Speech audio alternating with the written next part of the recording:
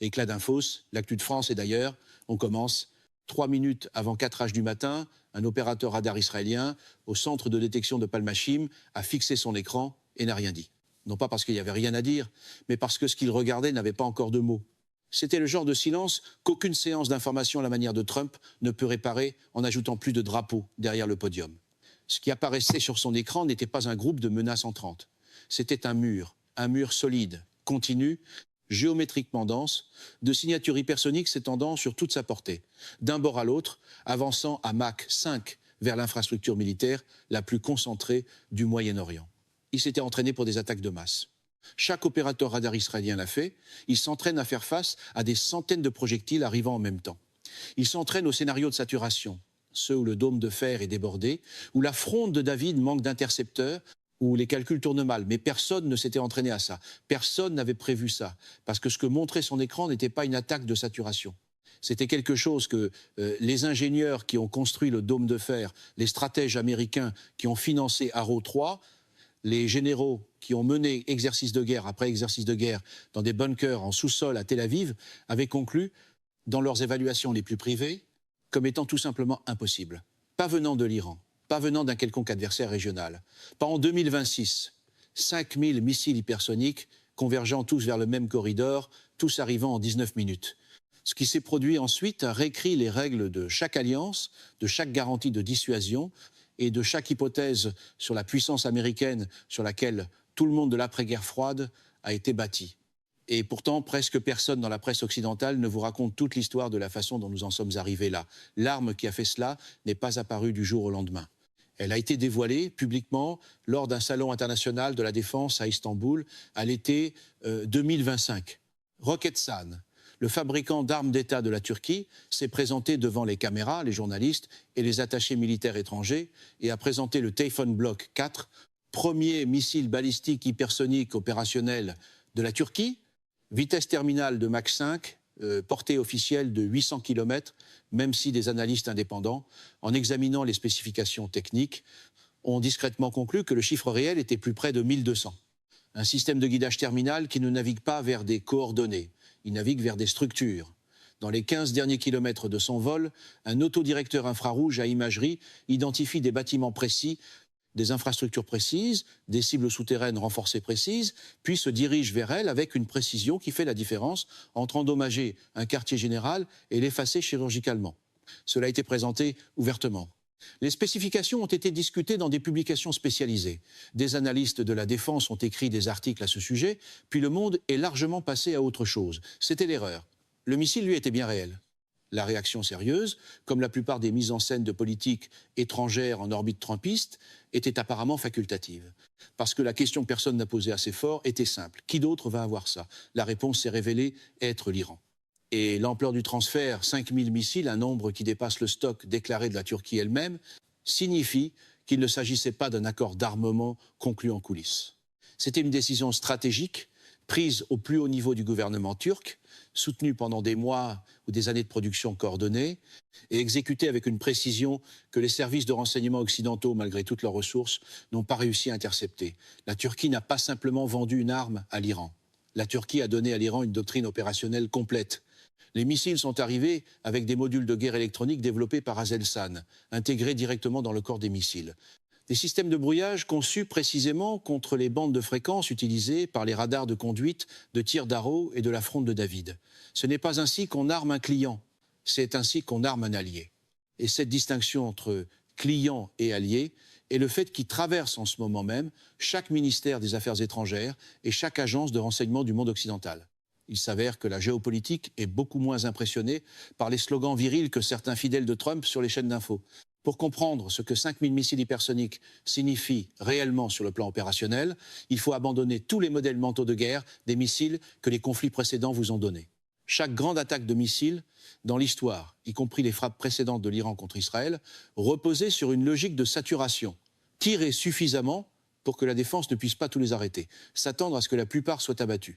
Obtenir des dégâts significatifs avec la fraction qui passe. L'attaque de cette nuit n'a pas fonctionné selon cette logique. Elle a fonctionné selon un principe complètement différent, le principe de l'impossibilité mathématique.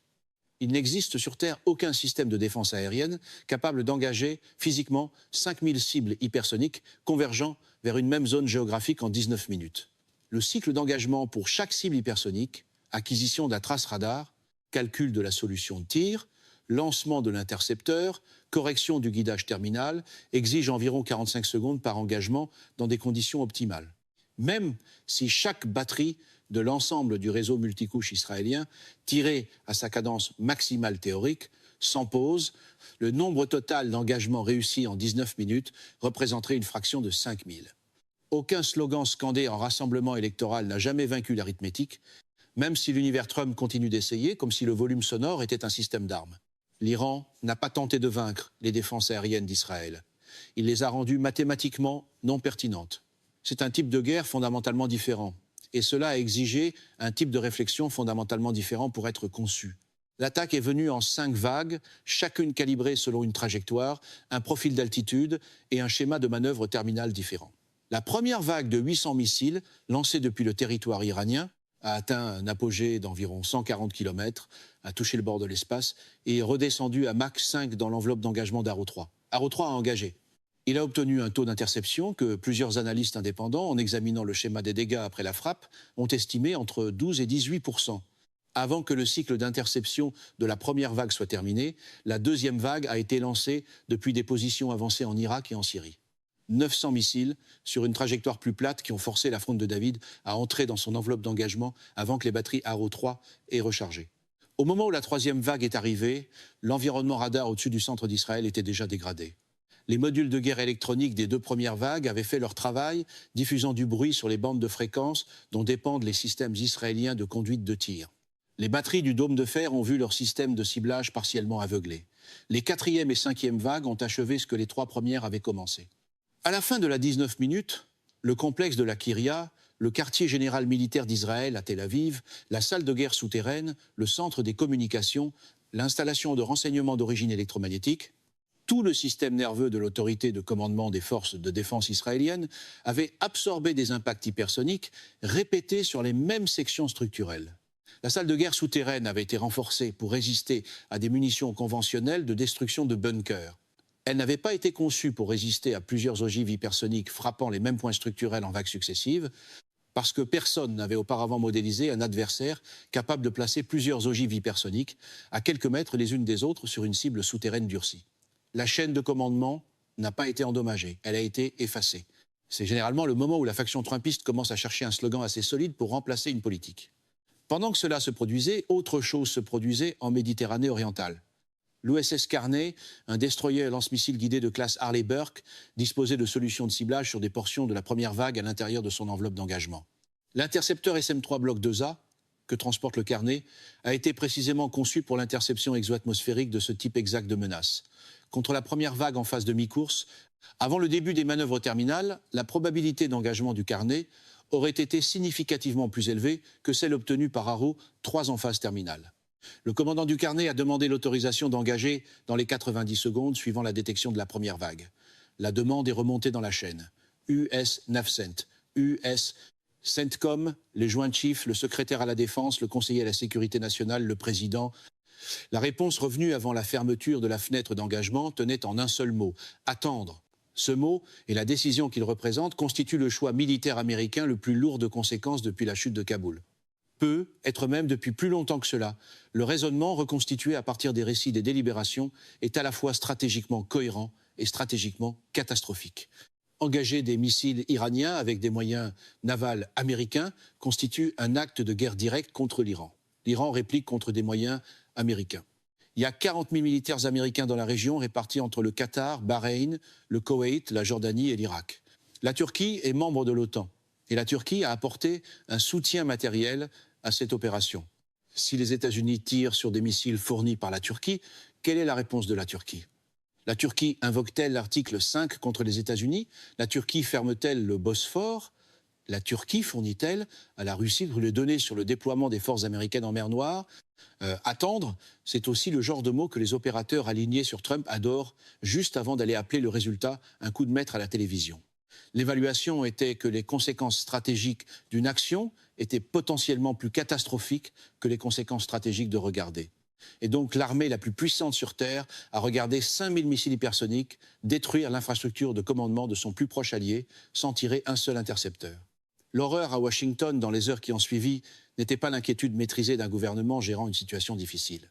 C'était la reconnaissance brute qu'une chose s'est brisée et qu'elle ne peut pas être réparée simplement par un discours, un ajustement de politique ou un appel entre chefs d'État. Surtout pas avec ce type de fanfaronnade de l'ère Trump qui confond le théâtre avec la dissuasion.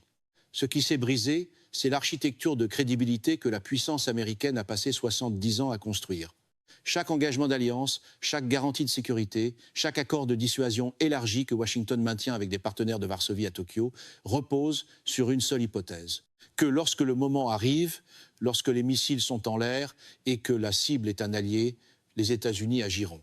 Cette hypothèse a maintenant été testée publiquement et le test a produit un résultat que chaque adversaire et chaque allié de la planète est en train d'analyser simultanément. La garantie est conditionnelle. Les conditions favorisent l'autopréservation américaine quand le coût d'honorer la garantie devient assez réel. Si les États-Unis n'ont pas agi pour Israël, la relation la plus inconditionnelle de la politique étrangère américaine depuis 7 décennies, la logique s'étend avec une clarté dévastatrice à chaque autre engagement que Washington maintient. Malgré tout, le génie de marque revendiqué par l'univers Trump, la crédibilité reste quelque chose qu'on encaisse ou qu'on perd. La Corée du Sud tire cette conclusion en ce moment, le Japon tire cette conclusion en ce moment, les États baltes tirent cette conclusion en ce moment, Taïwan tire cette conclusion en ce moment. L'Iran n'est pas tombé par hasard sur cette capacité. Et à travailler avec la patience délibérée d'un État qui a survécu à 46 ans de pression extérieure soutenue et ressorti de chaque crise plus capable qu'auparavant. Chaque assassinat d'un scientifique du nucléaire a été suivi par 3 autres scientifiques reprenant le travail. Chaque cyberattaque contre des infrastructures a été suivie d'un programme plus dispersé, plus durci. Chaque ronde de sanctions a été suivie d'une intégration plus profonde au bloc économique non occidental. L'acquisition du Typhoon Bloc 4 constitue l'aboutissement d'une stratégie précise, la stratégie consistant à identifier et à exploiter les contradictions à l'intérieur du système d'alliance occidentale afin d'acquérir des capacités que l'architecture des sanctions était censée empêcher. La position complexe de la Turquie, membre de l'OTAN mais exclue du programme F-35, économiquement dépendante de l'énergie iranienne, politiquement pleine de ressentiment face à la condescendance occidentale, a été identifiée, cultivée et exploitée avec précision pendant des années. Le résultat, c'est que l'Iran a vaincu le régime occidental de sanctions, non pas en le défiant, mais en trouvant la fissure à l'intérieur. Un membre de l'OTAN était cette fissure. Les grandes démonstrations de force, spécialité de l'écosystème pro-Trump, paraissent beaucoup moins impressionnantes quand quelqu'un d'autre étudie le schéma de câblage. Le monde qui existe cette nuit n'est pas le monde qui existait hier matin. Les hypothèses porteuses sur lesquelles reposait toute l'architecture de sécurité de l'après-guerre froide, n'ont pas été mises sous tension. Elles ont été opérationnellement réfutées. Les garanties américaines sont conditionnelles d'une manière qui les rend peu fiables pour des alliés confrontés à des environnements de menaces suffisamment complexes. L'OTAN n'est pas une alliance cohérente aux intérêts alignés. C'est une structure juridique maintenue par inertie qui contient des membres aux orientations stratégiques fondamentalement divergentes. L'avantage militaire qualitatif d'Israël, construit sur des décennies, financé par la technologie américaine et garanti par la puissance américaine, n'a pas suffi lorsque l'attaquant a conçu l'opération précisément autour des limites mathématiques de la défense. C'est la partie où la rhétorique favorable à Trump essaye habituellement de remplacer un échec structurel par un adjectif plus bruyant.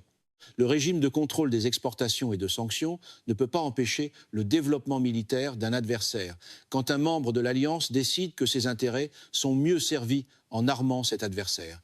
Ce qui vient ensuite est réellement ouvert.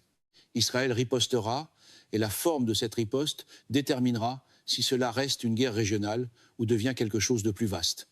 La réponse de l'Iran à la riposte israélienne déterminera si un nouvel équilibre de dissuasion se forme ou si l'échelle de l'escalade continue de monter. La décision américaine quant à savoir si elle se réengage et comment déterminera si la perte de crédibilité de cette nuit est partielle et récupérable ou permanente et structurelle. Et non, une promesse à la Trump d'être plus dur que tout le monde ne remplace pas une véritable stratégie de contrôle de l'escalade. La Russie et la Chine observent tout cela avec l'attention méthodique de puissances qui comprennent qu'elles assistent à un point d'inflexion historique et leurs prochains mouvements en Ukraine et dans le Pacifique reflèteront ce qu'elles concluent sur l'ampleur de l'espace qu'a ouvert le recul stratégique américain. Les cartes sont redessinées en temps réel par des choix qui se prennent à Téhéran, à Ankara, à Washington, à Moscou et à Pékin. L'histoire du nouvel ordre mondial n'est pas un événement futur. Elle est en train de se produire en ce moment. L'histoire a une habitude cruelle. Elle ignore totalement le style de conférence de presse préféré de Trump et de ses imitateurs les plus fidèles. Merci de nous avoir suivis. Pour ne rien manquer de l'actualité, abonnez-vous au Éclat d'info et activez la cloche. À très vite pour un prochain décryptage.